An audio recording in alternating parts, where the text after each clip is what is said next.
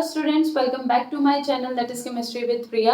So students, board exams काफ़ी पास आ गए हैं और हम ये कह सकते हैं कि बोर्ड एग्जाम्स अब होने ही वाले हैं. तो जो बोर्ड के स्टूडेंट्स हैं, मुझे पता है उनकी प्रिपरेशन बहुत ज़ोरों शोरों से चल रही होगी और चलनी भी चाहिए ताकि आपकी परसेंटेज आपको बहुत अच्छी मिले. तो आज जो बेटा मैं लेके आई हूँ, कुछ इंपॉर्टेंट क्वेश्चंस लेके आई हूँ from metals and non metals. Metals and non metals हम लोग पढ़ चुके हैं, उसकी जितनी भी वीडियोस हैं वो आपको मेरे चैनल पे प्लेलिस्ट में मिल जाएगी. आप वहाँ पे जाके वो सारी वीडियोस देख सकते हैं अगर आपने नहीं देखी है तो. और अगर देखी है तो आज मेरे साथ यहाँ पे कुछ इंपॉर्टेंट क्वेश्चंस कीजिए मेटल्स एंड नॉन मेटल्स के, जो बोर्ड में काफ़ी टाइम रिपीट हुए हैं. लेकिन स्टार्ट करने से पहले एक छोटी सी रिक्वेस्ट है मेरी बेटा कि ये जो क्वेश्चंस मैं यहाँ पे बताऊंगी, मेरे आंसर्स देने से पहले अगर आप अपना आंसर खुद लिखें और उसको मेरे आंसर के साथ मैच करें तो आपके लिए वो बहुत ज़्यादा बेनिफिशियल होगा बेटा. क्योंकि न्यूमेरिकल्स में मार्क्स डिडक्ट होने के चांसेस बहुत कम होते हैं बेटा, लेकिन ये जो कॉन्सेप्चुअल बेस्ड क्वेश्चंस होते हैं ना, इनमें मार्क्स डिडक्ट होने के चांसेस काफ़ी ज़्यादा होते हैं. क्योंकि आंसर आने के बाद भी आपका जो लिखने का तरीका होता है, एक्सप्रेस करने का जो तरीका होता है आंसर का, वो मार्क्स वहाँ पे डिडक्ट कर देता है. तो पहले आप अपना आंसर लिखिए, उसको फिर मेरे आंसर के साथ मैच कीजिए और उसके बाद आपको आइडिया लग जाएगा कि आपका आंसर सही है या फिर उसमें कुछ इम्प्रूवमेंट की रिक्वायरमेंट है या नहीं. ठीक है, मैं ग्रामेटिकल मिस्टेक्स की बात नहीं कर रही हूँ बेटा. ठीक है, मैं वो बात कर रही हूँ कि जो कॉन्सेप्ट है वो हम दोनों का क्या होना चाहिए, सेम होना चाहिए. क्लियर? ठीक है, तो पहले आप अपना आंसर लिखिएगा, उसके बाद मेरे आंसर के साथ मैच कीजिएगा. और अगर आप मेरे चैनल में न्यू हैं, फर्स्ट टाइम ये वीडियो देख रहे हैं, आपको ये वीडियो इंपॉर्टेंट लगी, आपको मेरे पढ़ाने का तरीका अच्छा लगेगा, तो then please share and subscribe my channel. So अब हम स्टार्ट करते हैं.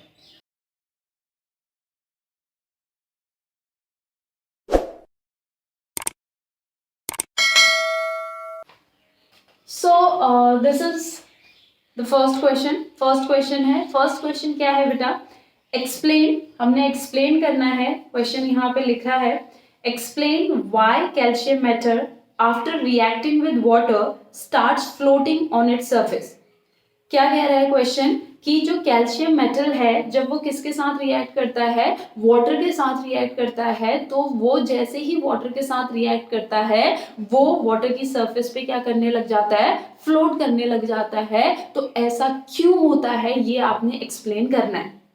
Right the chemical equation for the reaction, और उसकी केमिकल इक्वेशन भी आपने लिखनी है. तो ये क्वेश्चन क्लियर हो आपको? ठीक है, अब देखो इसका आंसर क्या है बेटा. आंसर आप लिख लेना, पॉज करके लिख लेना. सो आंसर इसका क्या है, देखो बेटा, जो कैल्शियम मेटल है, ठीक है, when calcium metal reacts with water, ठीक है, तो रिएक्शन यहाँ पे क्या होती है, देखो, when calcium metal reacts with water, ठीक है, तो ये क्या बनाता है, calcium hydroxide which is CaOH whole twice, ठीक है, प्लस H2. क्या बनाता है ये, कैल्शियम हाइड्रोक्साइड प्लस H2. और ये रिएक्शन अगर हम बैलेंस करेंगे तो यहाँ पे अगर 2 लिखेंगे तो रिएक्शन बैलेंस्ड हो जाएगी. सेकेंड थिंग बेटा, ऐसे क्वेश्चन जो केमिस्ट्री के आएंगे उसमें आप जो भी इक्वेशन लिख के आएंगे उसे बैलेंस करके आइएगा अपने बोर्ड एग्जाम में.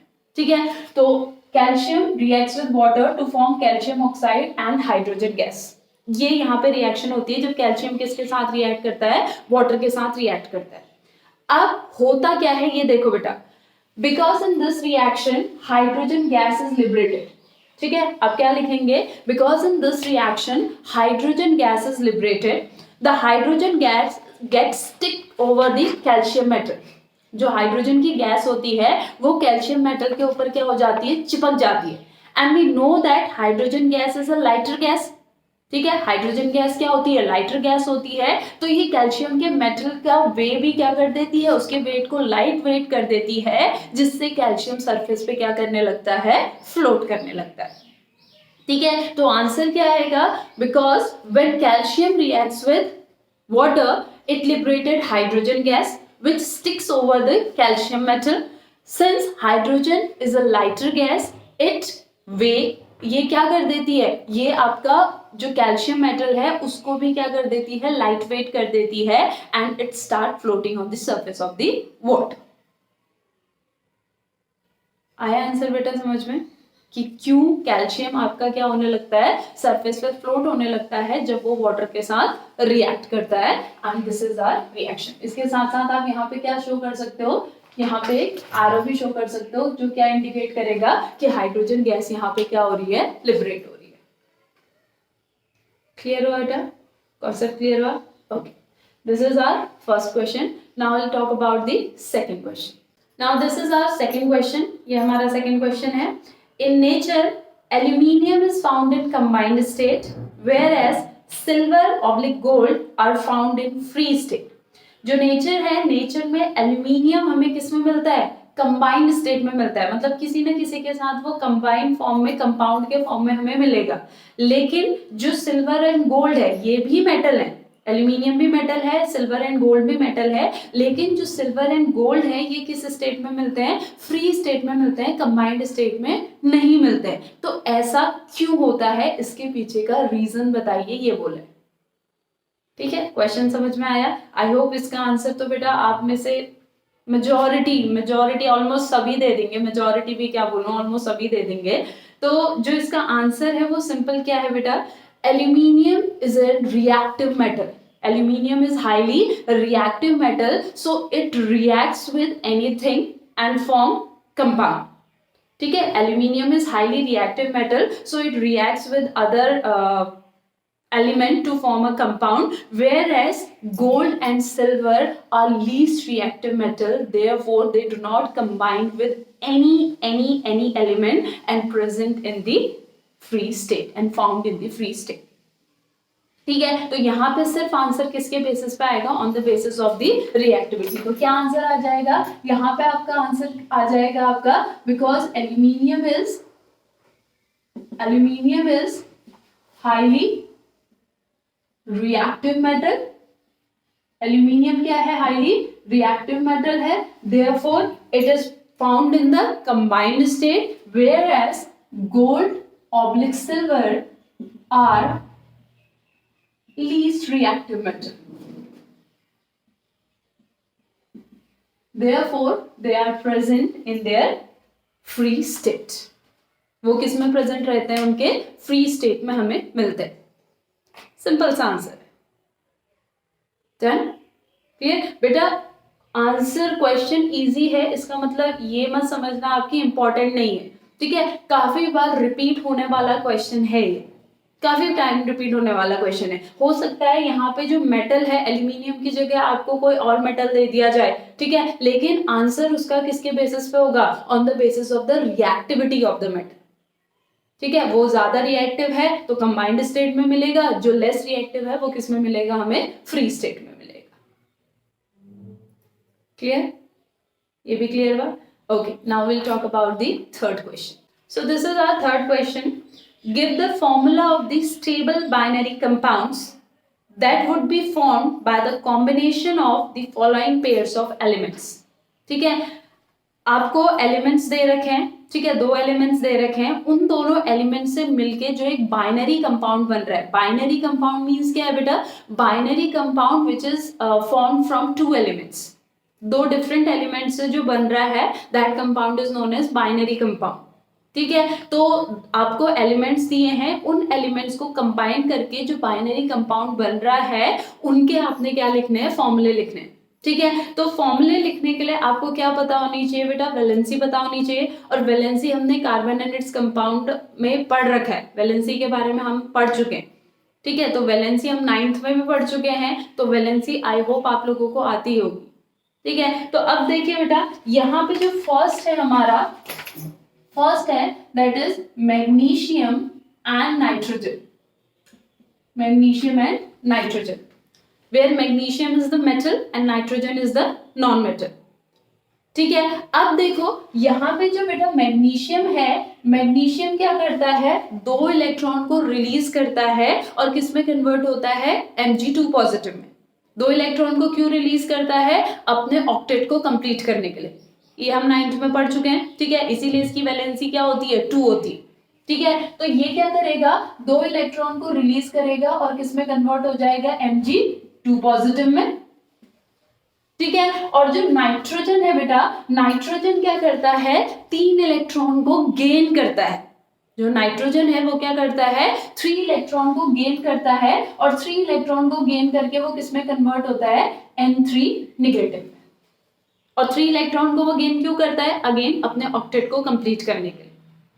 Mg 2 इलेक्ट्रॉन लूज करता है ऑक्टेट कंप्लीट करने के लिए, नाइट्रोजन 3 इलेक्ट्रॉन गेन करता है ऑक्टेट कंप्लीट करने के लिए। तो अब देखो यहाँ पे किसके बीच में बॉन्डिंग होगी, between Mg2 positive and N3 negative. तो फॉर्मूला हमने 9th में भी सीखा था कैसे बनाते हैं, कि इसकी वैलेंसी आती है इसके नीचे और इसकी वैलेंसी जाती है इसके नीचे। तो Mg के नीचे आएगी किसकी वैलेंसी, नाइट्रोजन की, दैट इज 3, चार्ज नहीं सिर्फ वैलेंसी। ठीक है, और नाइट्रोजन के नीचे किसकी वैलेंसी आएगी, मैग्नीशियम की। So the formula becomes Mg3N2। Formula क्या हो जाएगा, Mg3N2। ठीक है, ये पहला कंपाउंड बना, पहला बाइनरी कंपाउंड बना मैग्नीशियम और नाइट्रोजन का। ठीक है, अब दूसरा देखते हैं बेटा, दूसरा क्या है आपका, लिथियम एंड ऑक्सीजन।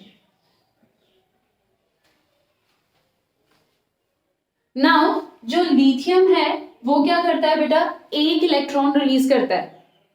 ठीक है, वो क्या करता है, 1 इलेक्ट्रॉन रिलीज करता है अपना ऑक्टेट पूरा करने के लिए। ठीक है, और ऑक्सीजन क्या करता है, 2 इलेक्ट्रॉन गेन करता है अपना ऑक्टेट पूरा करने के लिए। सॉरी, लिथियम क्या करता है, 1 इलेक्ट्रॉन रिलीज करता है और ऑक्सीजन क्या करता है, 2 इलेक्ट्रॉन को गेन करता है। तो बॉन्डिंग किसके बीच में होगी, between Li positive and O2 negative. ठीक है, Li positive and O2 negative. तो अब फॉर्मूला बनेगा, तो वैलेंसी नीचे आएंगी, Li के नीचे किसकी वैलेंसी आएगी, ऑक्सीजन की विच इज 2, और ऑक्सीजन के नीचे किसकी वैलेंसी जाएगी, Li की विच इज 1, +1 है ना। ठीक है, तो फॉर्मूला क्या हो जाएगा, Li2O, that is lithium oxide. ये सेकेंड फॉर्मूला है। ठीक है, थर्ड फॉर्मूला देखिए, थर्ड फॉर्मूला हमने किसके बीच में बनाना है, बिटवीन एल्यूमिनियम एंड क्लोरीन। अब अगर एल्यूमिनियम एंड क्लोरीन की बात की जाए, तो जो एल्यूमिनियम है वो क्या करेगा बेटा, 3 इलेक्ट्रॉन को क्या करेगा, रिलीज करेगा to complete its octet, 3 electron lose करेगा, और क्लोरीन क्या करेगा, 1 इलेक्ट्रॉन को गेन करेगा टू कंप्लीट इट्स ऑक्टेट। ठीक है, तो फॉर्मूला Al3 पॉजिटिव और Cl नेगेटिव से बनेगा। सो Al3 positive Cl negative, aluminium के नीचे आएगी क्लोरीन की वैलेंसी दैट इज 1, और क्लोरीन के नीचे जाएगी एल्यूमिनियम की valency that is 3, so AlCl3 aluminium chloride. ठीक है, एंड जो फोर्थ है, फोर्थ बाइनरी कंपाउंड, वो किसके बीच में हमने बनाना है, बिटवीन पोटेशियम एंड ऑक्सीजन। तो ऑक्सीजन तो हमने देख लिया, अब जो पोटेशियम है, पोटेशियम क्या करता है आपका, 1 इलेक्ट्रॉन रिलीज करता है और ऑक्टेट पूरा करता है अपना, और जो ऑक्सीजन है वो क्या करता है, 2 इलेक्ट्रॉन गेन करता है और ऑक्टेट पूरा करता है। ठीक है, यानी बॉन्डिंग किसके बीच में होगी, between K positive and O2 negative. तो फॉर्मूला क्या बनेगा बेटा, K2O।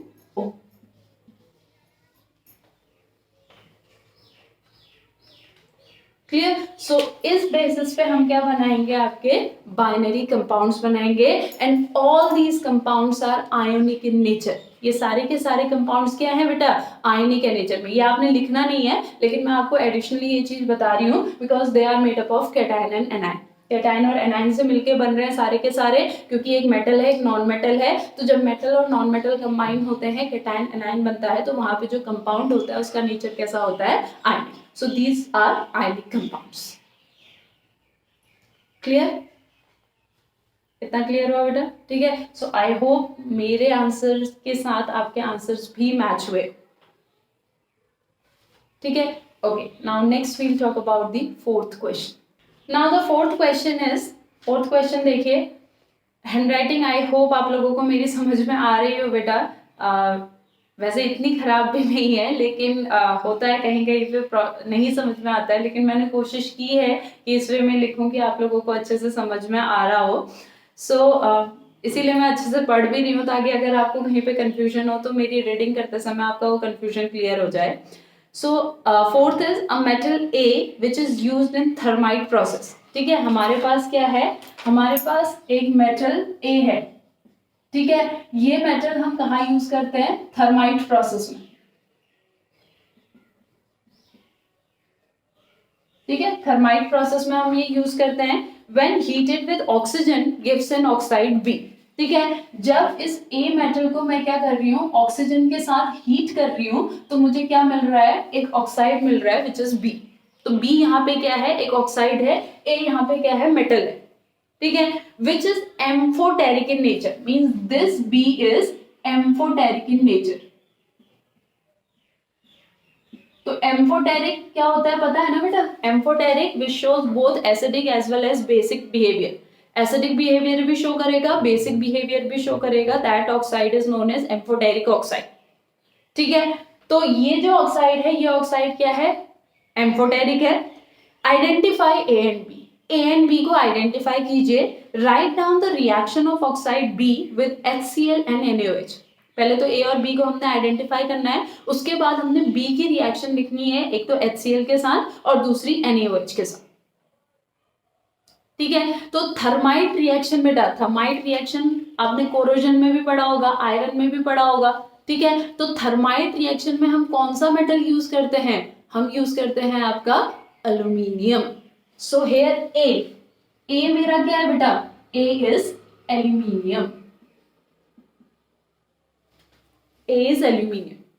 ठीक है, अब ये जो एल्यूमिनियम है, ये जब किसके साथ रिएक्ट करेगा, ऑक्सीजन के साथ रिएक्ट करेगा, तो यहाँ पे जो बाइनरी कंपाउंड बनेगा, देखो बेटा इससे पहले वाले में हमने बाइनरी कंपाउंड्स बनाना सीखा था ना, सेम उसी प्रोसेस से बनेगा एंड इट बिकम्स Al2O3।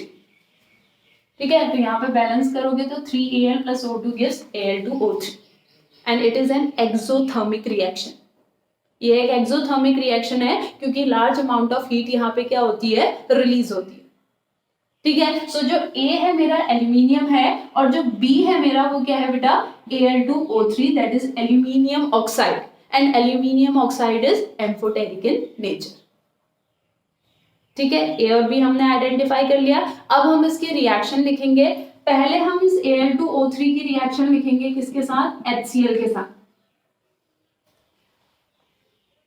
ठीक है, HCl के साथ लिखेंगे, तो यहाँ पे आपका क्या बनेगा, AlCl3 प्लस H2O।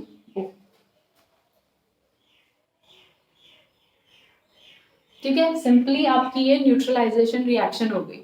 ठीक है, क्यों, क्योंकि यहाँ पे ये एसिड है, तो यहाँ पे जो ये Al2O3 है, ये किसकी तरह बिहेव कर रहा है, एज अ बेस। तो जब एसिड और बेस कंबाइन होते हैं तो वहां पे क्या बनता है, salt plus water, salt plus water. ठीक है, नेक्स्ट ये जो Al2O3 है, अब इसकी रिएक्शन किसके साथ करेंगे, NaOH के साथ। अब जो NaOH है वो मेरा बेस है। ठीक है, तो ऑब्वियस सी बात है, अब ये Al2O3 किसकी तरह बिहेव करेगा, एसिड की तरह।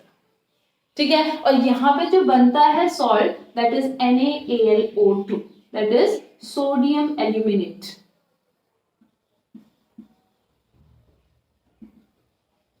Plus H2।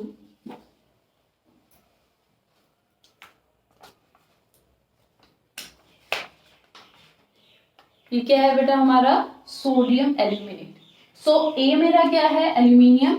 जब मैं इसको ऑक्सीजन के साथ हीट करूंगी तो जो बनेगा, that is aluminium oxide which is amphoteric in nature. ये एल्यूमिनियम ऑक्साइड जब HCl के साथ रिएक्ट करेगा तो AlCl3 प्लस वाटर बनाएगा, और Al2O3 जब NaOH के साथ रिएक्ट करेगा तो सोडियम एल्यूमिनेट और वाटर बनाएगा। इस रिएक्शन में ये बेस की तरह बिहेव करेगा, इस रिएक्शन में एसिड की तरह बिहेव करेगा, that's why it is an amphoteric oxide. Clear, clear बेटा, okay. Now fifth question. Okay, so next question आपका कोई कॉन्सेप्चुअल क्वेश्चन है नहीं, इसमें सिंपली आपको पता होने चाहिए नेम उन मेटल्स या नॉन मेटल्स के। तो पहला है आपका अ लश्रस कलर्ड नॉन मेटल। ठीक है, एक नॉन मेटल है, वैसे नॉन मेटल आपके जनरली क्या होते हैं, डल होते हैं, लेकिन ये ऐसा नॉन मेटल है जो कि क्या है, लश्रस है। ठीक है, तो लश्रस नॉन मेटल कौन सा है हमारा बेटा, हमने एक्सेप्शन भी पढ़ा है, it is iodine. So the answer is iodine. ठीक है, दूसरा क्या है बेटा, अ metal which melts when kept on palm. ठीक है, जैसे ही हम हाथ में रखेंगे तो मेटल क्या हो जाएगा हमारा, मेल्ट हो जाएगा। ठीक है, एंड दैट इज गैलियम। ठीक है, अब यहाँ पे आप कहोगे मैम गैलियम से ज्यादा तो सोडियम और पोटेशियम रिएक्टिव होते हैं, तो आपने उसको क्यों नहीं लिखा, क्योंकि बेटा उनको तो हम हाथ में रख ही नहीं सकते ना, हाथ में रखेंगे तो हमारा हाथ ही जल जाएगा। तो यहाँ पे ऐसा मेटल बोला है जो कि आप पाम में रखो तो क्या हो जाए, मेल्ट हो जाए, ना कि जले। So that is gallium. ये हमारा क्या है, गैलियम है। तो गैलियम ऐसा मेटल है जो पाम में रखते ही क्या होगा, मेल्ट होने लगेगा। ठीक है, थर्ड हमारा क्या है, a metal which is poor conductor of heat. ठीक है, ऐसा मेटल जो कि हमारा क्या है, पुअर कंडक्टर ऑफ हीट है। जनरली जो मेटल्स होते हैं हमारे good conductor of heat and electricity होते हैं, लेकिन ये जो मेटल है ये पुअर कंडक्टर ऑफ हीट है, and that is lead. This is lead. Clear? So ये तीन जो क्वेश्चंस यहाँ पे दिए हैं, इन तीन क्वेश्चन का ही answer. Okay, now next question is, aluminium is highly reactive metal but still used for making cooking utensils. Why? जो एल्यूमिनियम है वो काफी रिएक्टिव मेटल है, बहुत रिएक्टिव मेटल है, लेकिन फिर भी हम उसको कुकिंग यूटेंसिल्स बनाने के लिए यूज करते हैं। Why?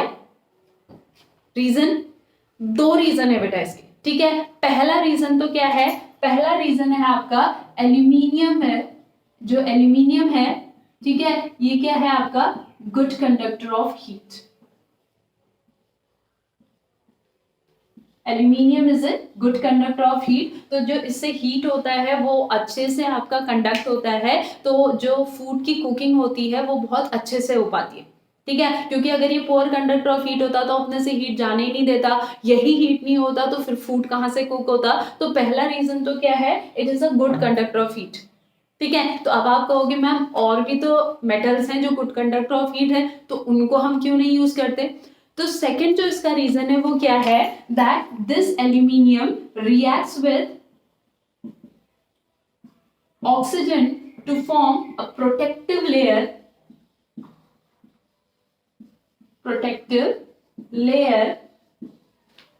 called aluminium oxide having formula Al2O3।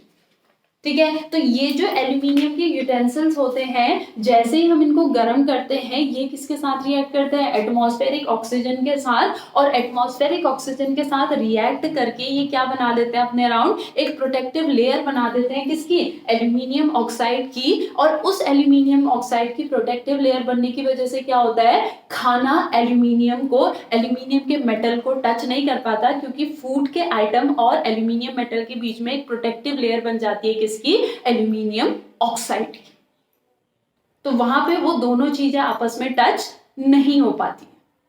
ठीक है, सो यहाँ पे आपका क्या लिखेंगे, दो aluminium is highly reactive metal but still it is used for making cooking utensils because of the following two reason. First one, aluminium is a very good conductor of heat, and second one, aluminium when heated it reacts with the oxygen, atmospheric oxygen, to form a protective layer, that is aluminium oxide, which is present between the food item and the aluminium metal. तो food aluminium के साथ फिर react नहीं करता है। ठीक है, तो ये दो रीजन है जिन रीजन की वजह से हमारा क्या किया जाता है, एल्यूमिनियम को कुकिंग पर्पस, कुकिंग यूटेंसिल्स बनाने के लिए यूज किया जाता है। क्लियर बेटा, ये क्वेश्चन क्लियर हुआ। Okay, next question is a metal x. Next question क्या है हमारा, एक मेटल एक्स है, यानी यहाँ पे एक्स है जो कि क्या है, मेटल है। A metal X combines with a non metal Y. दूसरा एलिमेंट है वाई जो कि क्या है, नॉन मेटल। तो एक एलिमेंट है X जो कि मेटल है, दूसरा एलिमेंट है Y जो कि नॉन मेटल है। By the transfer of electron to form a compound Z। तो जो X है, X से इलेक्ट्रॉन कहाँ जा रहा है, Y में जा रहा है। कितने जा रहे हैं ये नहीं बोला है, सिर्फ इतना बोला है कि X से इलेक्ट्रॉन Y में गया और इसने एक कंपाउंड बनाया Z। तो ऑब्वियसली बात है ट्रांसफर ऑफ इलेक्ट्रॉन होता है तो जो कंपाउंड बनता है वो कैसा कंपाउंड बनता है, आयोनिक कंपाउंड, क्योंकि वो आयन से मिलके बनता है।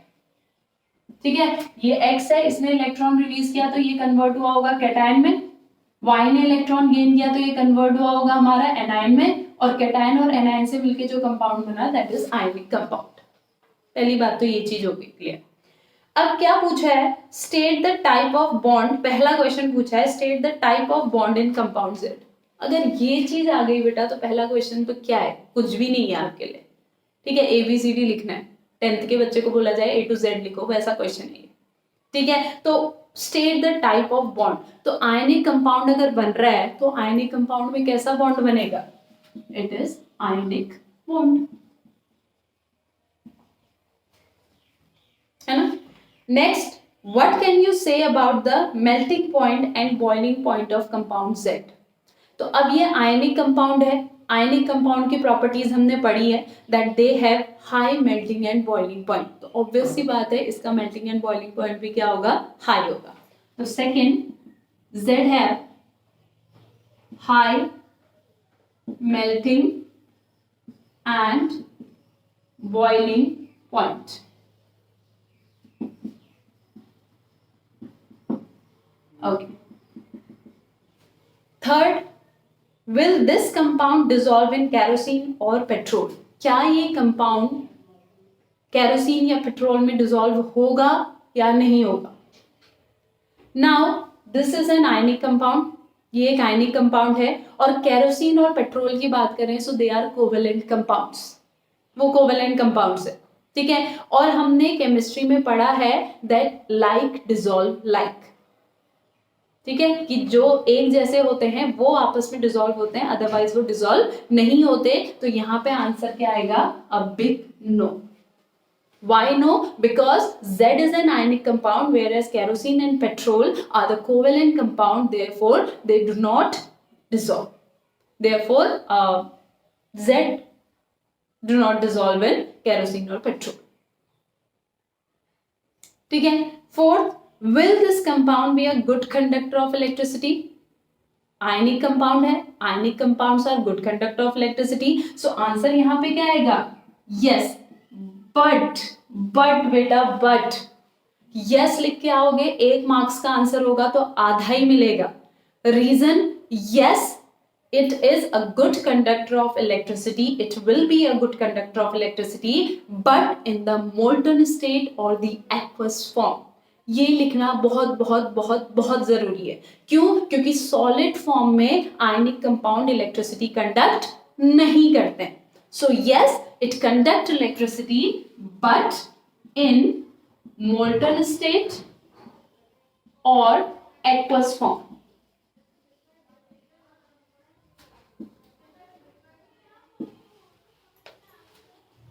क्लियर, इतना क्लियर हुआ। सो this is the answer of this question. ठीक है, तो यहीं पे मैंने बोला ना बेटा, आपको आता है, आपको ये पता है कि यस ये इलेक्ट्रिसिटी कंडक्ट करेगा, क्यों करेगा ये पता है, लेकिन वो चीज आप लिख के नहीं आओगे तो आपको उसके मार्क्स नहीं मिल पाएंगे। तो ये लिखने का तरीका है बेटा। Okay done. Okay, now one last question. ऐसा नहीं है कि इंपॉर्टेंट क्वेश्चंस इतने ही हैं, लेकिन आज की वीडियो के लिए जो लास्ट क्वेश्चन हम देखने वाले हैं वो है बेटा, metal P when expose to moist air. ठीक है, एक मेटल है यहाँ पे P हमें क्या दे रखा है, एक मेटल दे रखा है। When expose to moist air, यानी जब उसको मॉइस्ट एयर में रखा जाए, यानी ऐसी एयर जिसमें क्या प्रेजेंट है, मॉइस्चर प्रेजेंट है, फॉर अ लॉन्गर पीरियड, बहुत लंबे टाइम के लिए, loses its shiny browny surface and attains a green coating। तो जब ये क्या करता है, मॉइस्ट एयर के साथ काफी लंबे टाइम में रह जाता है, तो इसकी जो शाइनी ब्राउन सरफेस होती है इसको ये लूज कर देता है, और उसके बदले इसके बाहर क्या आ जाती है, एक ग्रीन कोटिंग आ जाती है। सो व्हाट हैज हैपेंड, ऐसा क्या होता है कि ब्राउनी सरफेस हटके, शाइनी ब्राउनी सरफेस हटके ग्रीन कोटिंग आ जाती है। ठीक है, identify the metal, write the name and chemical formula of green colored compound, list 2 ways to prevent this process। तो मेटल को आइडेंटिफाई करना है, जो ग्रीन कलर कंपाउंड यहाँ पे बन रहा है उसका नाम बताना है और उसका केमिकल फॉर्मूला बताना है, और 2 प्रोसेस यहाँ पे बतानी है जिससे हम इसको क्या कर सकते हैं, प्रिवेंट कर सकते हैं। तो सबसे पहली बात तो ऐसा मेटल जिसकी शाइनी ब्राउन सरफेस होती है, that is copper. So this metal is copper. ये मेटल क्या है आपका, copper. It is a copper metal. ठीक है, इस कॉपर मेटल को जब मैं आपका मॉइस्ट एयर में रखती हूं तो क्या होता है, देखो बेटा, Cu plus H2O plus O2 plus CO2, ये सब कहाँ प्रेजेंट है, ये सब प्रेजेंट है मेरा मॉइस्ट एयर में। ठीक है, ये जब इनके साथ रिएक्ट करता है बहुत लंबे टाइम के लिए तो ये क्या बना देता है, बेसिक कॉपर कार्बोनेट। ठीक है, जिसका फॉर्मूला क्या होता है, CuOH whole twice dot CuCO3। ठीक है, this is basic copper carbonate. ठीक है, और इसका जो कलर होता है बेटा, वो कैसा कलर होता है, ग्रीन कलर। तो उसके बाहर कैसी कोटिंग आने लगती है, ग्रीन कोटिंग। सो ये चीज यहाँ पे होती है। क्लियर।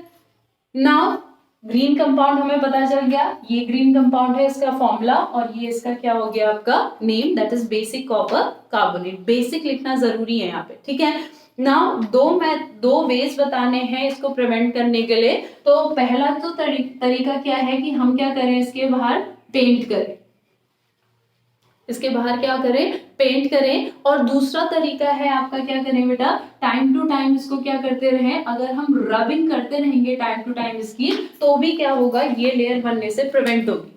ठीक है, आप लोगों ने अपने घरों में देखा होगा बेटा अपने मम्मी पापा को, कि आपके मम्मी पापा जो आपका जो टेम्पल होता है, आपका जो मंदिर होता है, उसके जो बर्तन होते हैं, कॉपर के जो बर्तन होते हैं, उनको टाइम टाइम पे क्या करते हैं, आपका विनेगर से या लेमन से क्या करते हैं, धोते हैं। ठीक है, वॉश करते हैं। तो उसका जो रीजन है वो क्या है, कि जब हम उसको क्या करते हैं, रब करते हैं, किससे, स्लाइटली एसिडिक सॉल्यूशन से। स्लाइटली एसिडिक सॉल्यूशन से जब हम उसे रब करते हैं तो क्या होता है, जो बाहर का वो मॉइस्ट एयर होती है वो क्या हो जाती है, रिमूव हो जाती है, जिसकी वजह से वो ग्रीन कोटिंग वहां पे नहीं लग पाती है। ठीक है, तो या तो हम इसे क्या कर रहे हैं, पेंट करते रहें, या फिर क्या करते रहें, टाइम टू टाइम इसको क्या करें, रब करते रहें विद स्लाइटली एसिडिक थिंग से, तो वहां पे आपका क्या होगा, ये ग्रीन कोटिंग होने से प्रिवेंट हो जाएगी। क्लियर, इतना क्लियर हो बेटा। सो आई होप आज का सेशन आपको अच्छा लगा होगा बेटा, बोरिंग नहीं लगा होगा, क्योंकि मैंने काफी सर्च करके ये क्वेश्चंस देखे हैं बेटा, जो काफी टाइम बोर्ड में आए हैं, एंड आई एम 100% श्योर कि ये आप लोगों के यूजफुल क्वेश्चंस हैं। ठीक है, आप लोगों के लिए बहुत यूजफुल क्वेश्चंस हैं, तो इन्हें अच्छे से देखिएगा। मेरे समझाने का तरीका अच्छा लगा अगर बेटा, तो अगेन रिक्वेस्ट कर रही हूँ, like, share and subscribe my channel.